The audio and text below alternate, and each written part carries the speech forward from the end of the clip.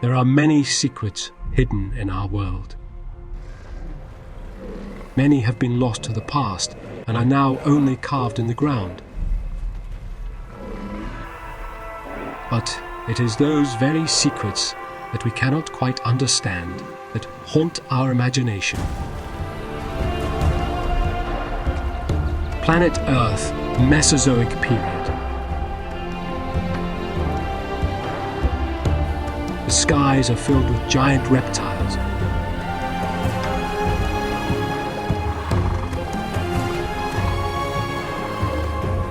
In the seas, wondrous life spectacles the depths.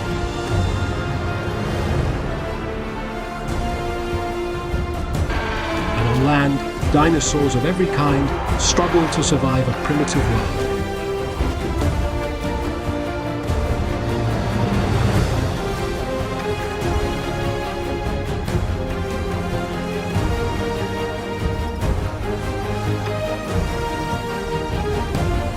Join us for a story you've never heard,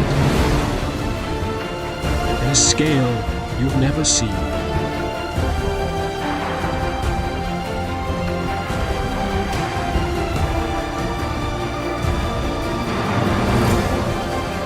We now know so much about the world that was ruled by the dinosaurs. This is their story.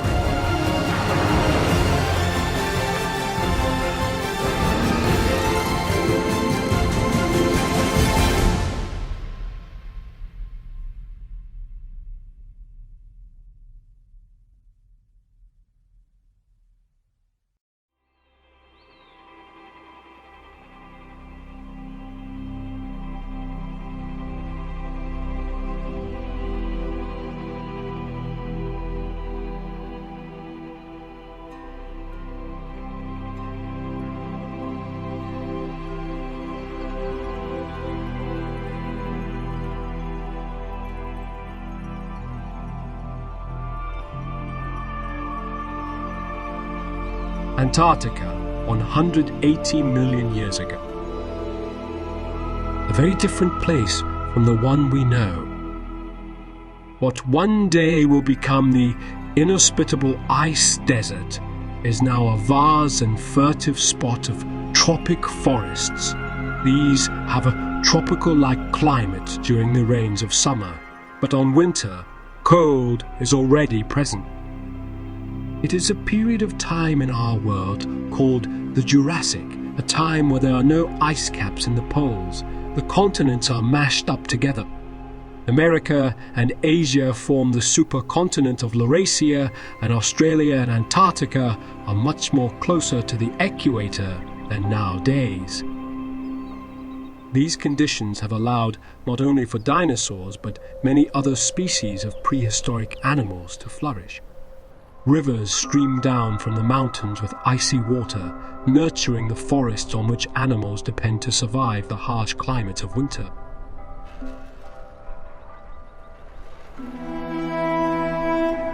River fish are rich in these streams, and they are the reason for species of flying reptiles to migrate to these valleys. Winter has already struck with harshness in other regions of the land, but this valley has remained warmer thanks to the cover of mountains.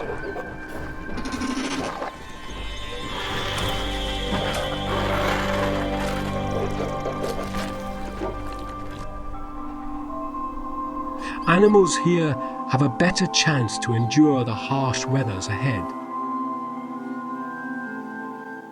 The anticipation of winter has made all animals to take the needed precautions. Dinosaurs like this species of dryosaurs know this and take on the nutrients plants can still offer before the cold worsened. But dryosaurids are not the only survivors of these cold forests.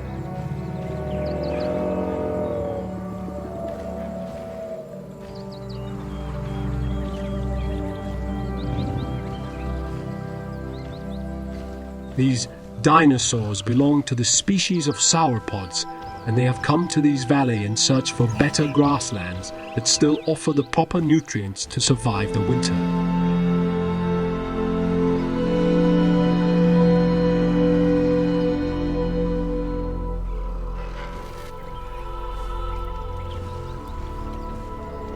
These are rather small, measuring 10 meters when fully grown, but their descendants will be the biggest creatures to ever walk the earth. Now, as all animals in the valley, they graze on the plants that nurtured on summer and try to eat as much as they can to harvest quite the big reserve for the long winter.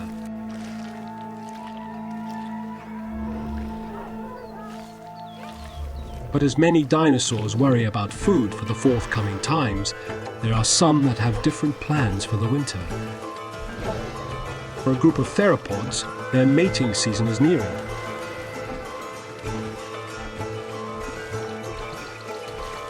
Cryolophosaurus is built with thicker blood vessels to sustain the cold weathers, the very same that help pump blood up to their crests, which give them the vivid colors, and these are crucial for finding a mate. This one is young. 4 years and his colors are already showing the right tones for seducing a female. If he is to attract one, he will have to be in his best shape. That means a colorful crest, a strong-fed body, and a dance. His display must be impeccable for the females to find him attractive.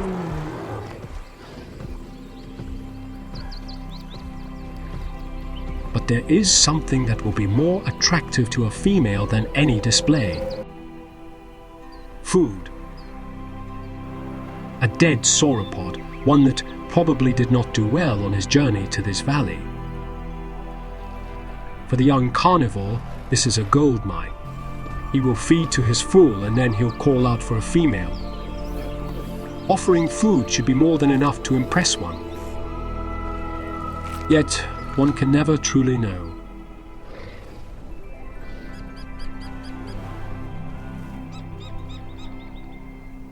Next morning, the young male readies himself for a female. He emits low pitch growls that travel farther than high pitch would on this forest. And then he waits.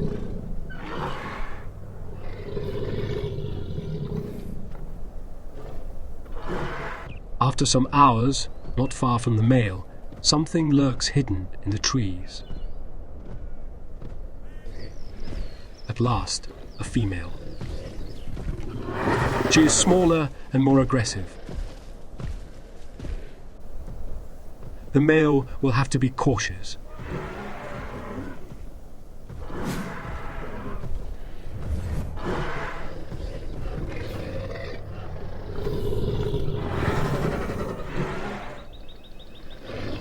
He offers her food and his moves turn cautious, hope that will make her into him.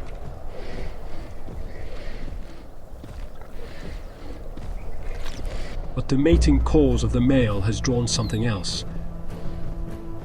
More males have come. These are opportunists and are here for one reason only: to steal a mate. With the crowding of males, competition will tighten. For the young male, there is little he can do. He will share the food, but there is no point in fighting off all of them. Still, the pack knows who claimed it first, and more importantly, the female knows. But the unwanted attention will force the male to fight for the right to mate. These battles are intended to scare off the challenger. Still, there are often wounds, and some do not recover. If the male is not cautious enough, he could be left severely wounded and lose his chance to mate. But at the end, he comes out victorious, and the loser is left at the last of turns.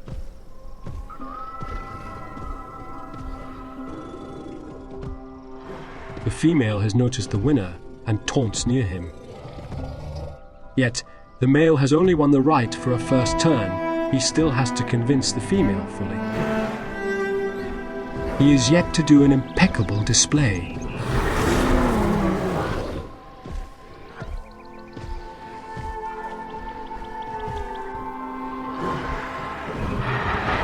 And so he does, and dances away.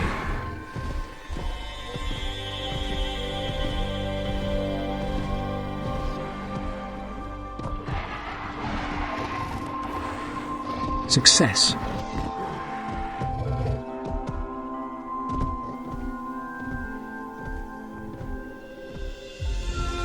They will pair for some 5 months, on which they will mate multiple times, and then she will lay up to 9 eggs when spring arrives. But in the meantime, they will hunt together, prowl together, and look for each other until their link is broken when she becomes pregnant.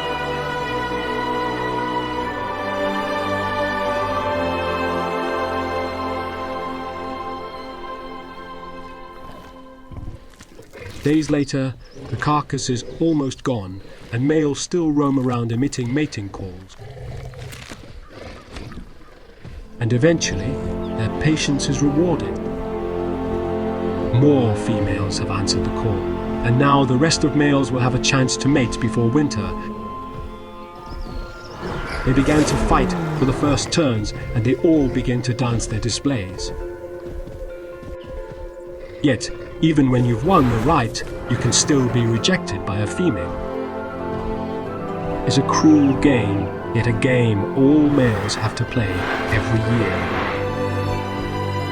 For the beaten, they will be left to the luck of late arriving females, and the competition for mating will be lower, and still hope that one finds them attractive.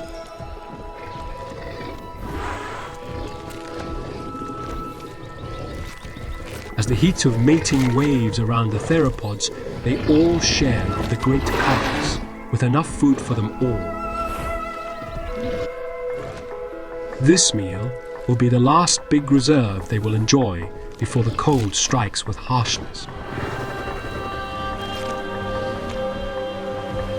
The young cryolophosaur mated just in the right time. Winter has arrived, and the first snowstorm of the season brews to savage the landscape.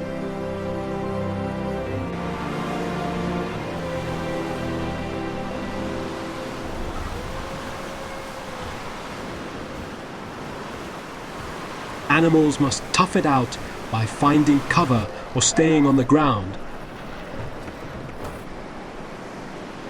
These winter storms carry winds with the force to rip trees out with a speed up to 35 miles. They can turn the winter wonderland into a hellish Iceland in a matter of hours.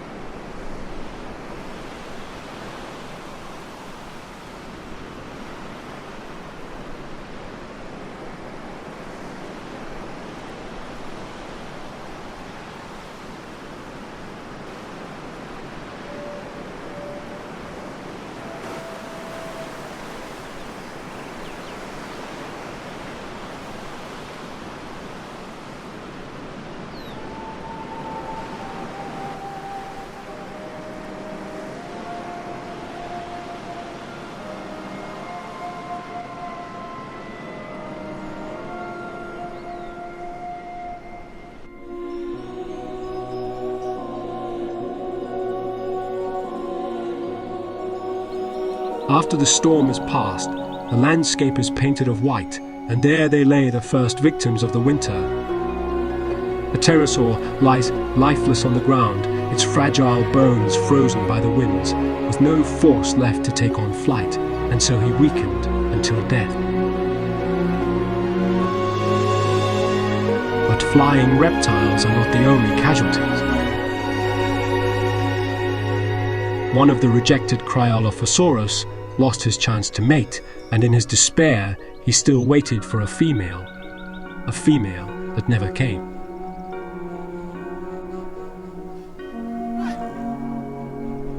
But for those that did survive, there awaits a long winter that will put to the test all animals that live in Jurassic Antarctica.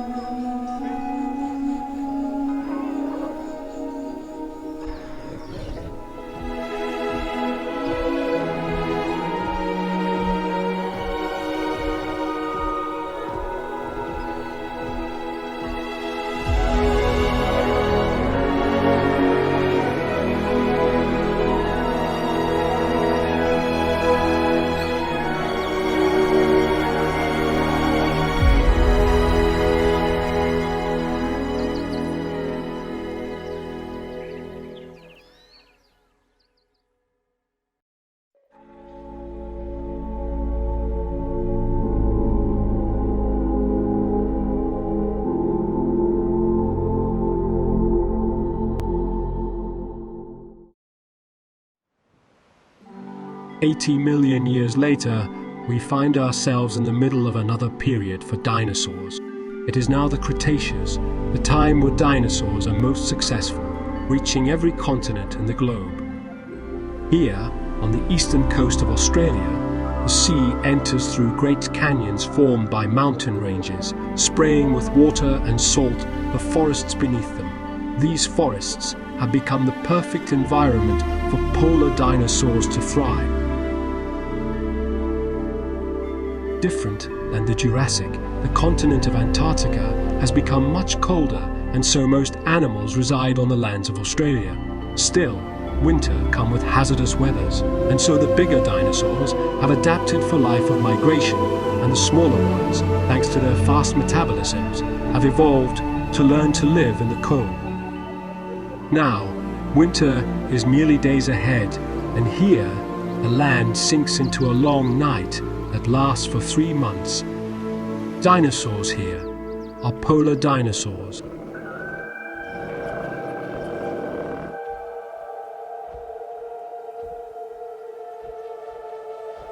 A herd of Mataburosaurus enjoy of the last warm days in this mountain base.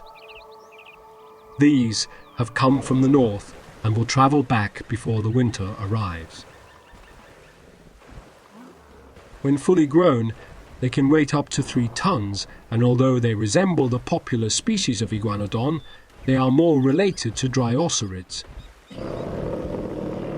The bulging muzzle at their snout is hollow, enabling them to emit distinctive sounds. These help them to communicate between them, recognize members of the group, and they are displayed during mating season.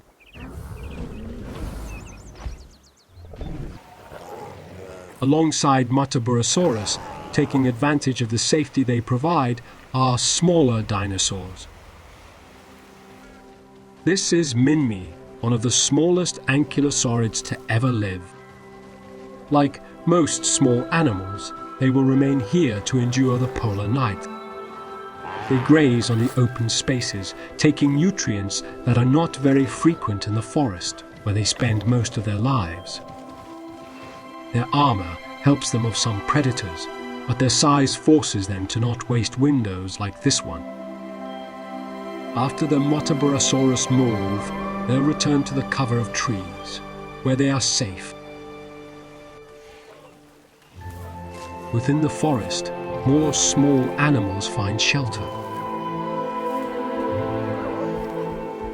A group of Atlascoplosaurus reside in this forest, and different than the bigger Mataburosaurus, they will stay here during the winter. They specialize in peeling off nuts and small fruits from the plants, with the help of the beak in their mouths. They only measure 3 meters in length. Their defense is their speed and numbers of the group. But the group has a stalker.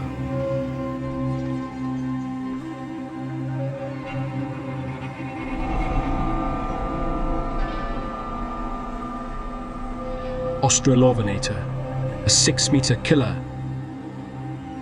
The wind and the cover of trees offer a way in for her to approach. Still, if she is to catch an Atlascoplosaurus, she must get very close. She is a Megaraptor, a type of dinosaur with great agility and speed, armed with powerful claws. This predator is the cheetah of its age.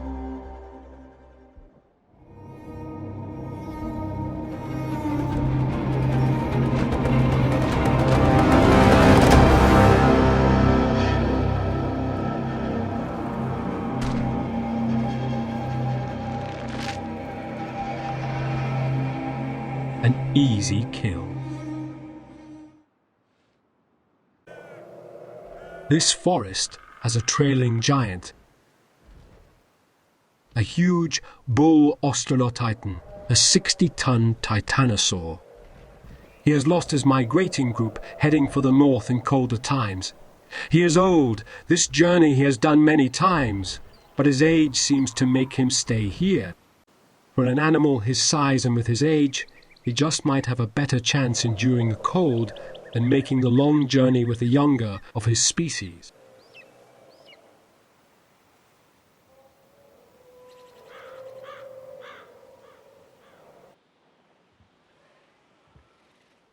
Out in the plains, a visitor has come in search for hunting grounds.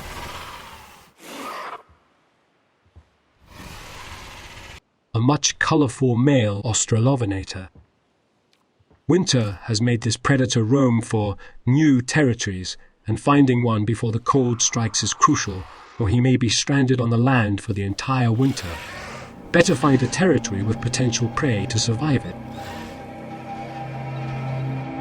But he learns just too late that the territory is already occupied by a female. And she is in no mood of sharing it. She watches him carefully and waits for the moment he gets too close. The male tries the female, but she seems to not be interested and rather turns aggressive. The male will not back down so easily.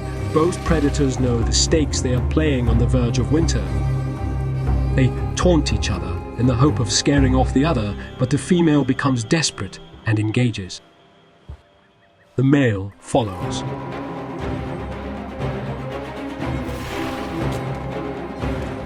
They risk a lot in this fight. A bad wound would almost mean a certain death in the winter.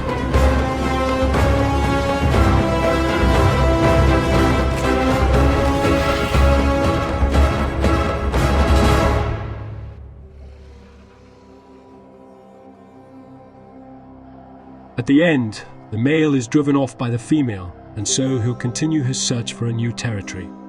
Yet he has little time left to do so. After some days, the forest takes on the last sunlight it will see in 3 months, giving entry to a long night, a night that will only turn darker with the days, and colder.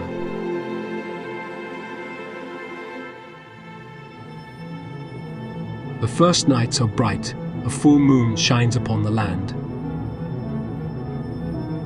This brief time of last illumination is crucial. Animals must take advantage of it and find nutrients they will need during the long winter. Motoburosaurus have gone to the north, and the remaining animals prepare for a deadly darkness. The clan of Atlascopcosaurus takes on the forest for refuge, with strict hierarchies within the members of the group to survive the long night. The oldest patrol the dimly night, remain vigilant, and gather what little vegetation they can, but most animals fall into a deep state of hibernation.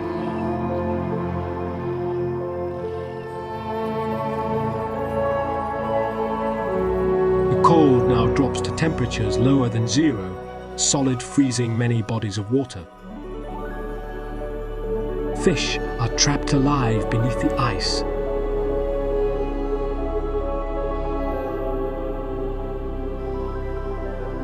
The Atlascopcosaurus use their beak to try and break the ice, and so have a source of water.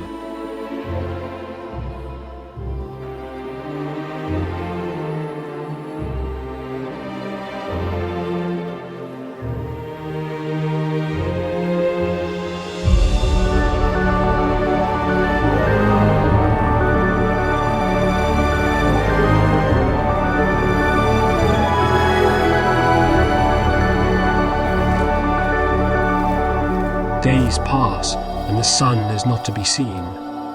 Cold each time worsens, and darkness with it.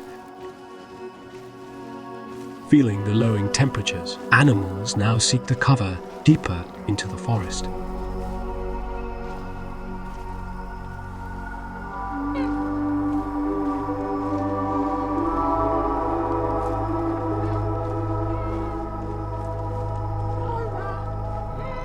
The first snow begins to fall, and that is the signal for animals to seek for refuge.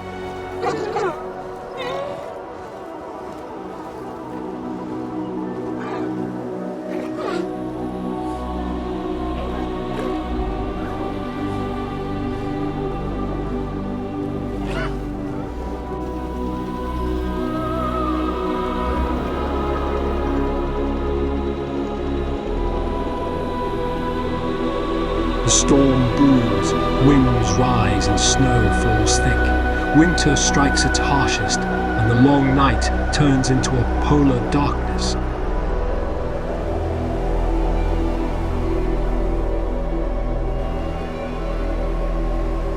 temperatures drop quickly and the animals that still reside on the land are forced to seek shelter.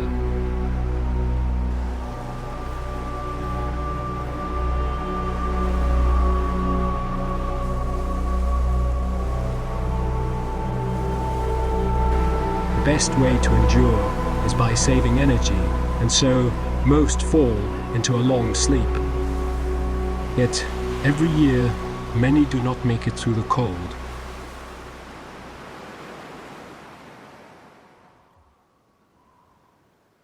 After a month, the darkness is almost total. A deep silence sinks in the forest. They are guided now by their smell and hearing. Sight is barely a resource. Most animals sleep to save their energy and only roam when needed.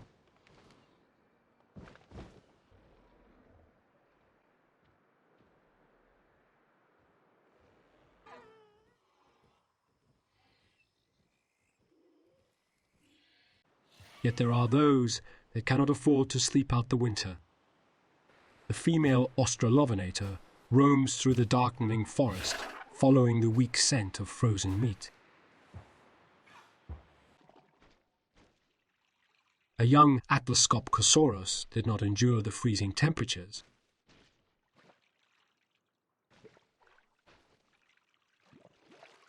It will now serve as the key to the survival of others.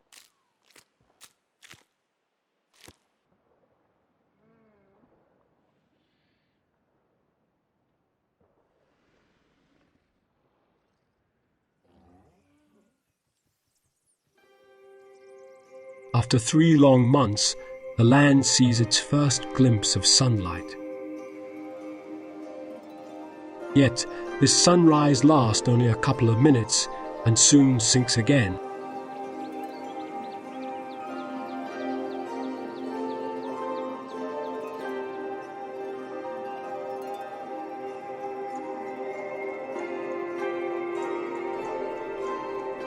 But when the sun rises again, it rises to stay. Slowly cold begins to fade, snow melts away from the ground, and little by little, animals begin to wake. It doesn't take long for the Motaburosaurs to return, and so they settle once again to live their days during the spring and summer. And so, animals in the polar forest make their ways to enjoy of the warmth and nutrients the land has to offer before the next coming of the polar night.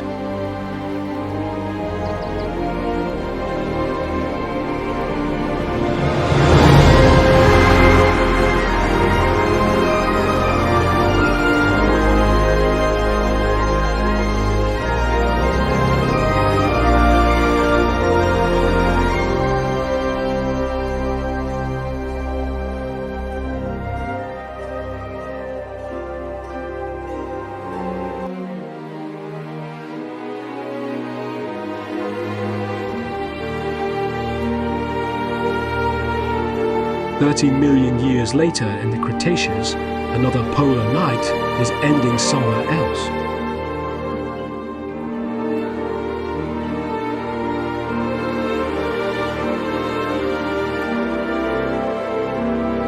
This is Alaska, 70 million years ago, and animals here have spent 3 months in the darkness and cold.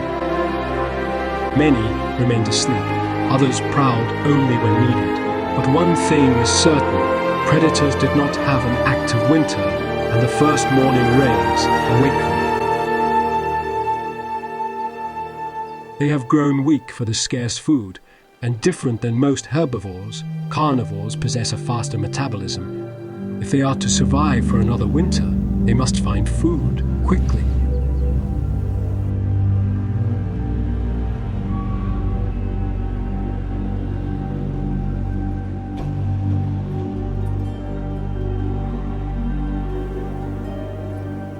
But the early light of spring awakes more than just carnivores. Beneath the polar gloom, many dinosaurs take on the first light and become active once again. The morning is young, and the breeze is still icy cold. Yet the slight change in the weather due to the sun is more than enough to launch life once again. Smaller animals are the first to become active.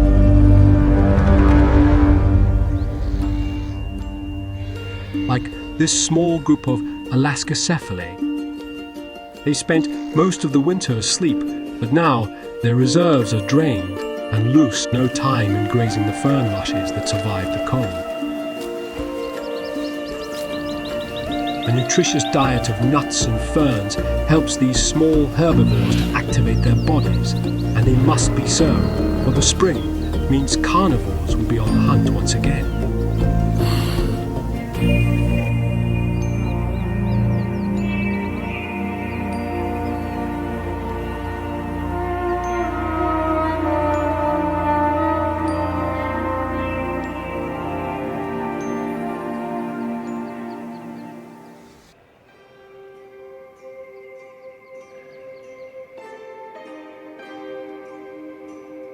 Later in the morning, the sun has risen up to finally reveal the Alaskan landscape, and the larger dinosaurs have returned to this valley to spend the spring.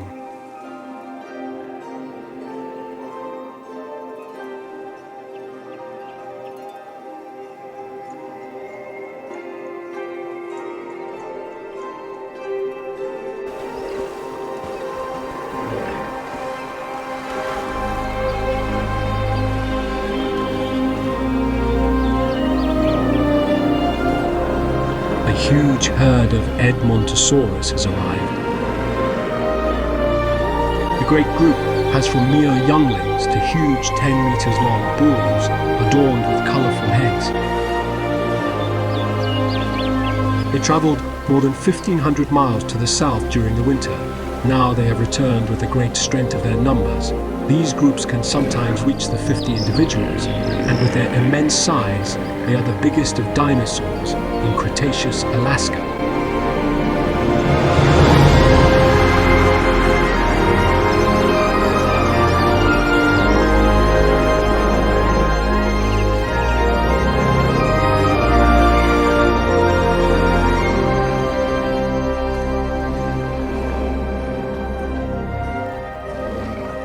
They are Hadrosaurus, and now in the late Cretaceous they are most successful, thanks for one little ability most dinosaurs do not have: chewing.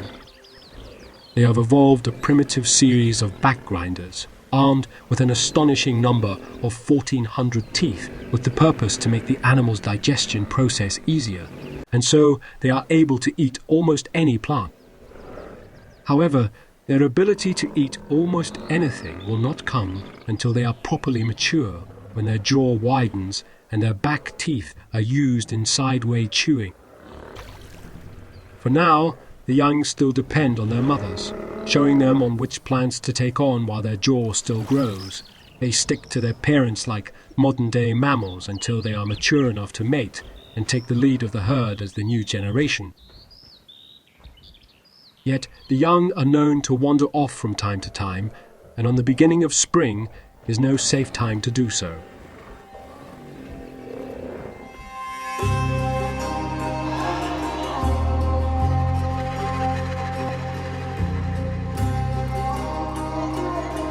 A Dromaeosaurus, an agile and deadly predator. This is a female, and she spent a long and hungry winter by herself. The commotion by the creek has drawn her here, alongside others of her species. The raptors have found a common interest by this creek. They will need to join forces if they are to catch large prey. An adult Edmontosaurus is too big for them to take down. It is the young they will target, but for them to get one, they'll need to separate it from the protection of the herd. The female scouts ahead and stalks the herd, waiting for the proper moment to make a move. And a group of younglings have just separated.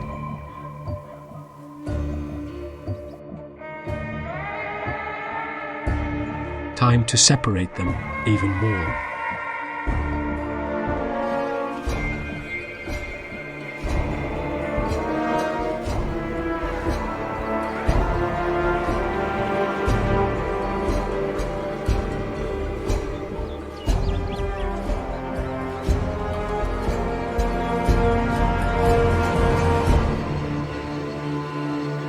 They stalk by the side of the canyon, waiting for their presence to be noticed.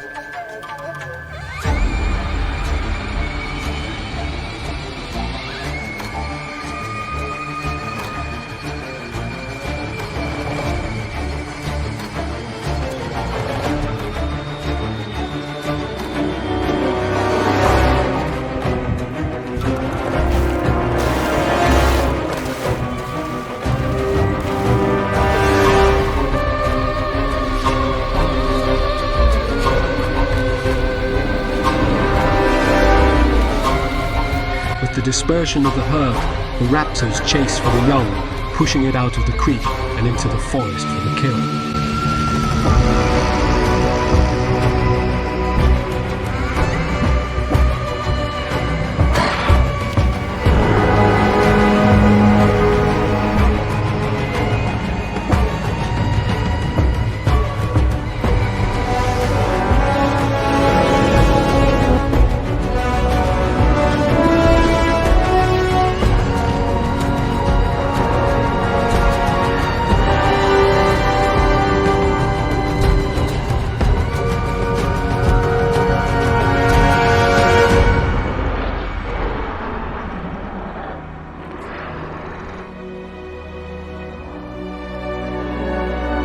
With this kill, the Dromaeosaurus ensure their survival for another 2 months, when spring will be at its fullest and their survival will no longer be at the edge of a meal.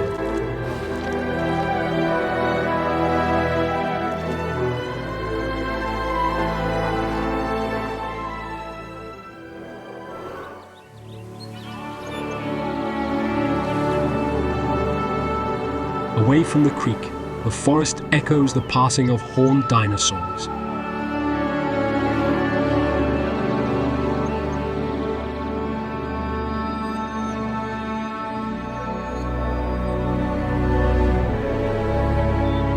Another migrant herd of huge herbivores.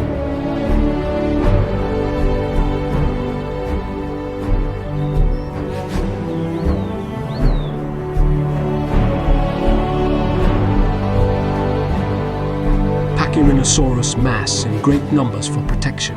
They follow a strict hierarchy dominated by strong bulls that assert their station as leaders.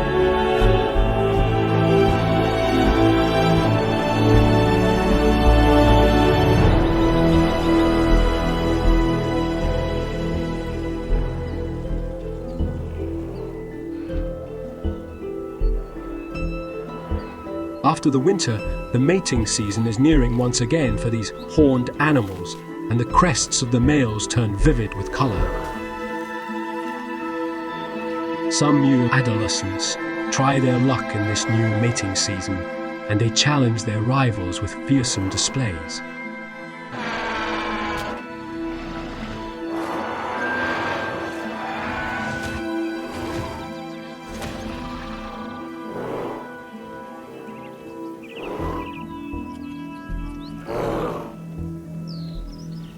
They graze on the open plains the snow has left, where ferns and other vegetation survive. Stepping out into the open is a security measure. There, the bulls can watch the entire herd.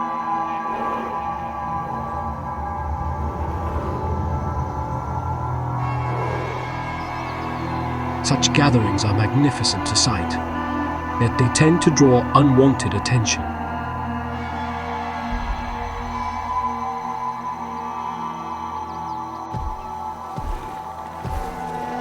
Alaska's top predator, Nanooksaurus. They are 1.5 ton T-Rex relatives.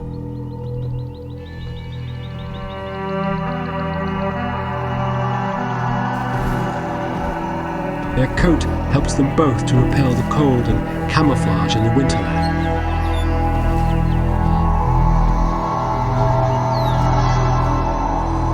Stalking the Pachyrhinosaurus gathering behind the trees, searching for a weak spot among the horned ranks.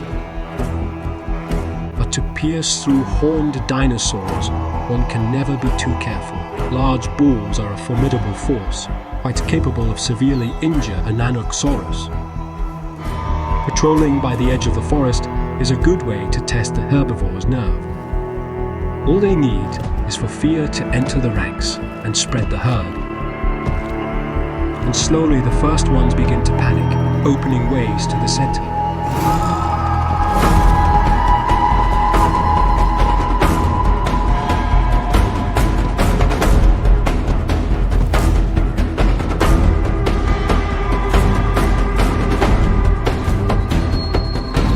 But the carnivore's attack suffers from an unexpected hazard. A blizzard brews.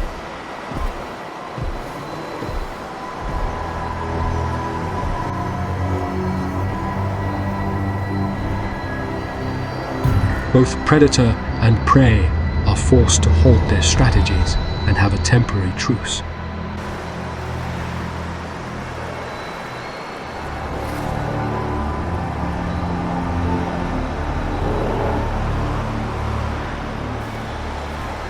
Winter seems to still have some breath left to blow, and it is here when animals start to feel secure once again, when it becomes its most deadly.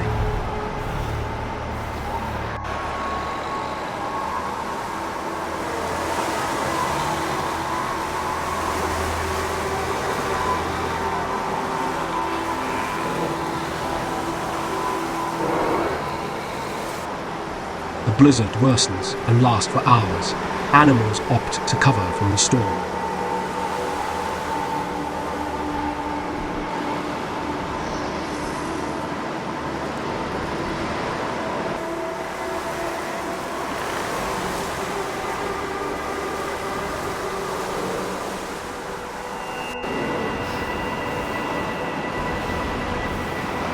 This is testing both groups of dinosaurs.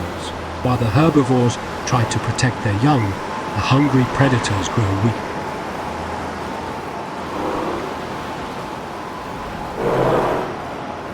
They cannot remain like this forever.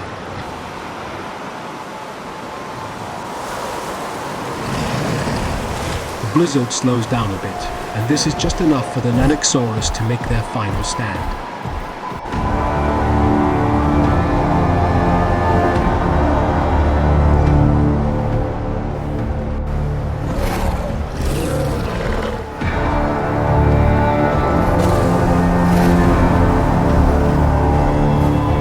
Spreads again, and between the weather and panic, the weak are left behind.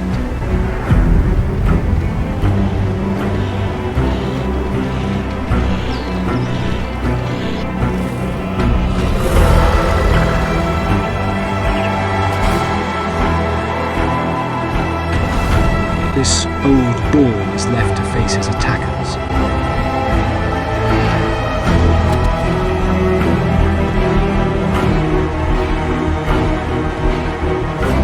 Predators surround the old male and take turns on him to avoid injuries.